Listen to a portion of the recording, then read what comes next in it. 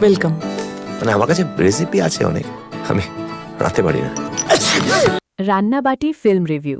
যখন এই মুভিটি ওটিটিতে আসবে সঙ্গে সঙ্গে এই চ্যানেলে আপলোড করে দেওয়া হবে, তাই এই মুভিটি সবার আগে দেখতে চাইলে আমাদের চ্যানেল সাবস্ক্রাইব করে রাখুন।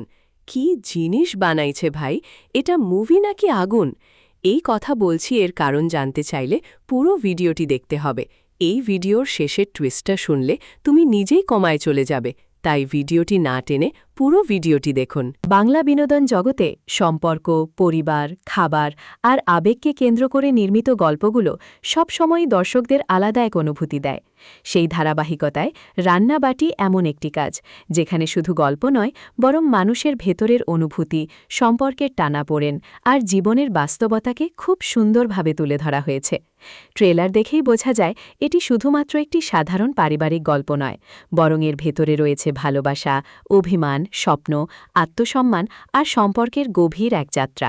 পরিচালক প্রতিম ডি গুপ্ত তার স্বকীয় নির্মাণশৈলীর মাধ্যমে গল্পটিকে এমনভাবে উপস্থাপন করেছেন যা দর্শকের মনে দীর্ঘ সময় প্রভাব ফেলতে সক্ষম। অভিনয়ে কারা ছিলেন? রান্নাবাটিতে অভিনয় করেছেন সমসাময়িক বাংলা ইন্ডাস্ট্রির জনপ্রিয় ও দক্ষ কয়েকজন শিল্পী। প্রধান চরিত্রে রয়েছেন ঋত্বিক চক্রবর্তী, সোহিনী সরকার, সোলাঙ্কি রায়, অনির্বাণ চক্রবর্তী আর ইদা দাশগুপ্ত। প্রত্যেকেই তাদের নিজ নিজ চরিত্রে খুব স্বাভাবিক আর প্রাণবন্ত অভিনয় করেছেন। ঋত্বিক চক্রবর্তী বরাবরই তার সংযত কিন্তু গভীর অভিনয়ের জন্য প্রশংসিত। এই নাটকেও তিনি এমন একটি চরিত্রে অভিনয় করেছেন যেখানে তার অভিব্যক্তি, সংলাপ বলার ধরন আর শরীরী ভাষা চরিত্রটিকে বাস্তব করে তুলেছে। অন্যদিকে সোহিনী সরকার তার আবেগঘন অভিনয়ের মাধ্যমে গল্পে আলাদা মাত্রা যোগ করেছেন। তার চরিত্রে যেমন কোমলতা রয়েছে, তেমনই রয়েছে শক্ত অবস্থান নেওয়ার সাহস। সোলাঙ্কি রায় ট্রেলারে খুব অল্প সময়ের জন্য দেখা গেলেও তার উপস্থিতি দর্শকের মনে কৌতূহল তৈরি করে। মনে হয়েছে গল্পে তার চরিত্রটি গুরুত্বপূর্ণ কোনো আবেগীয় মোড় এনে দেবে। অনির্বাণ চক্রবর্তী বরাবরের মতোই স্বতঃস্ফূর্ত অভিনয় করেছেন, আর তার সংলাপ বলার ভঙ্গি গল্পে প্রাণ এনে দিয়েছে। ইদা দাশগুপ্তও তার চরিত্রকে যথেষ্ট সাবলীলভাবে উপস্থাপন করেছেন। নাটকের কাহিনী। রান্নাবাটির গল্প মূলত পরিবার, সম্পর্ক আর খাবারকে ঘিরে আবর্তিত হয়েছে। গল্পে দেখা যায় জীবনের ব্যস্ততা আর বাস্তবতার চাপের মধ্যে মানুষ ধীরে ধীরে নিজেদের কাছের মানুষদের থেকে দূরে সরে যায়, অথচ একসময় সেই সম্পর্কগুলোই হয়ে ওঠে জীবনের সবচেয়ে বড় আশ্রয়। ট্রেলারের বিভিন্ন দৃশ্য থেকে বোঝা যায় গল্পে রান্না শুধুমাত্র খাবার তৈরির বিষয় নয়, বরং এটি স্মৃতি, ভালোবাসা আর সম্পর্কের প্রতীক হিসেবে ব্যবহার করা হয়েছে। পরিবারের সদস্যদের মধ্যে থাকা দূরত্ব, ভুল বোঝাবুঝি আর না বলা কথাগুলো ধীরে ধীরে সামনে আসে। কেউ নিজের স্বপ্ন নিয়ে লড়াই করছে, কেউ সম্পর্ক টিকিয়ে রাখার চেষ্টা করছে, আবার কেউ অতীতের স্মৃতির ভেতরে আটকে আছে। গল্পের অন্যতম আকর্ষণ হল এর বাস্তবধর্মী উপস্থাপন। এখানে অতিরঞ্জিত নাটকীয়তার বদলে মানুষের দৈনন্দিন জীবনের অনুভূতিগুলোকে গুরুত্ব দেওয়া হয়েছে। চরিত্রগুলোকে দেখে মনে হয় তারা আমাদের আশেপাশেরই মানুষ।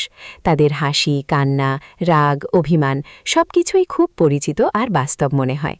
একটি গুরুত্বপূর্ণ বিষয় হল এই গল্পে খাবারকে আবেগের ভাষা হিসেবে ব্যবহার করা হয়েছে।